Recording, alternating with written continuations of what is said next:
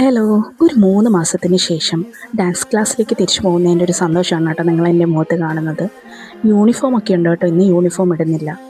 അപ്പോൾ ഒരുപാട് റീസൺസ് കാരണം ഒരു 3-4 മാസത്തെ ഗ്യാപ്പ് വന്നെന്ന് വേണമെങ്കിൽ പറയാം. ഞങ്ങൾ രണ്ടുപേരും കൂടെയാണ് കേട്ടോ ഡാൻസ് പോകുന്നത്.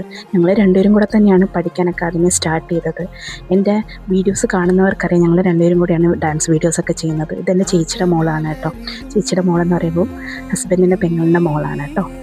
ഇതാണ് ഞങ്ങളുടെ ഡാൻസ് സ്കൂൾ. ഞങ്ങളുടെ ഡാൻസ് സ്കൂളിൻ്റെ പേര് മയൂരം സ്കൂൾ ഓഫ് ഡാൻസ് ആണ്. ഡയറക്ടറെ നിങ്ങൾക്ക് മിക്കവാറും അറിയുന്നവരാണ്.